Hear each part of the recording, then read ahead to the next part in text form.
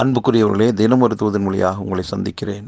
ஆண்டவர் இயேசு கிறிஸ்துவின் நாமத்தினாலே வாழ்த்துகிறேன். இந்த நாளிலே சங்கீதங்களின் புஸ்தகம் 89:21. என் கை அவனோடே உறுதியாக இருக்கும், என் புயம் அவனை பலப்படுத்தும். ஆண்டவருடைய வார்த்தை தாவீதை குறித்து சொல்லப்பட்டதான வார்த்தை. பாருங்களேன், ஆண்டவருடைய கரம் அவன் மேலே இருந்ததுனால அவனுடைய வாழ்க்கையில் எத்தனையோ வெற்றிகளை அடைந்தான். தோற்று போகவே இல்லை. எதிரிகளுக்கு முன்பாக, மிருகங்களுக்கு முன்பாக, ஏன் தன்னுடைய சொந்த குடும்பத்தாரே அவனுக்கு எதிராக புறப்பட்ட போதும், இப்படி பல்வேறு விதங்களிலே அவனுக்கு எதிரான சூழ்நிலைகள் வந்த போதும் ஒன்றிலும் அவன் தோற்று போகாமல் அவன் வெற்றியாளனாக இருந்தான். காரணம், கர்த்தருடைய கை அவன் மேலே இருந்தது.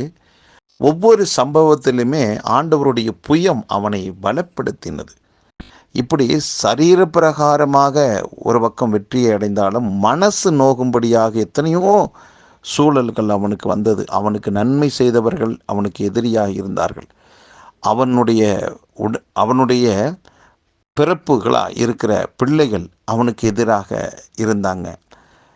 இப்படி எத்தனையோ விதத்தில் அவனோடு கூட இருந்தவங்கெல்லாம் அவனுக்கு எதிராக இருந்த போதும் மனசு பாதிச்சிருக்கும். அந்த மன பாதிப்பிலிருந்தும் கர்த்தர் அவனை பலப்படுத்தினார். கர்த்தருடைய புயம் அவன் மேல் இருந்தது.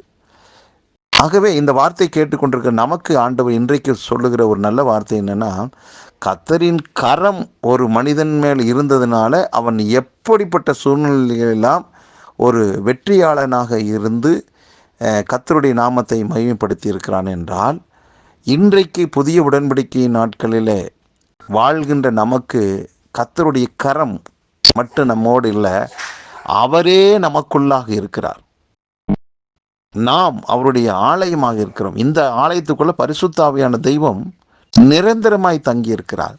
அப்படி இருக்கும்போது ஒரு ஆண்டவருடைய கரம் மட்டுமே இருந்தபோது அவ்வளவு வெற்றியை அடைந்தான் என்றால், அவரே நமக்குள்ளே தங்கி இருக்கிற போது நாம் எப்படி தோற்று போக முடியும்? ஆவிக்குரிய வாழ்வில் நம்ம தோற்று போக மாட்டோம். உலக பிரகாரமாக எந்த பிஸ்னஸாக இருந்தாலும், எந்த வேலையாக இருந்தால், படிப்பாக, எந்த காரியமாக இருந்தாலும் கர்த்தருக்குள்ளாக இருக்கிற நாம் வெற்றியாளனாகத்தான் இருப்போம். அதே போல் நமக்கு விரோதமாக எத்தனை விதங்களில் மன சோர்வை உண்டாக்கும்படி காரியங்கள் நடந்தாலும் நாம் சோர்ந்து போய் ஒரு இடத்துல அமர வேண்டிய அவசியம் இல்லை. பரிசுத்த ஆவியானவர் நமக்குள்ளே இருக்கிறார், நம்மை பலப்படுத்துவார். நாம் அடுத்த எல்லைக்குள்ளாக போவோம். ஆகவே மனம் தளராமல், அன்றைக்கு ஆண்டவருடைய கரம் மட்டும் இருந்தபோதே அவன் அவ்வளவு வெற்றி அடைந்தான் என்றால், அவரே எனக்குள்ள முழுமையாக இருக்கிற போது நான் எப்படி தோற்று போவேன் என்று சொல்லி விசுவாசத்தோடு எழும்புங்கள். விசுவாசமான வார்த்தையை சொல்லுங்கள். எவ்வளவு பெரிதான எதிரான சூழ்நிலையாக இருந்தாலும் அதில் கர்த்தர் நம்மோடு கூட இருந்து நமக்கான ஒரு வெற்றியை தந்திருக்கிறார். அந்த வெற்றியை, சிலுவையில் அவர் முடித்து கொடுத்த வெற்றியை நம்முடைய கண்கள் இந்த நாளிலே காணும். இந்த நாள் நமக்கு ஒரு வெற்றியின் நாளாகவே மாறும். பயப்படாதீர்கள், முன்னோக்கி செல்லுங்கள்.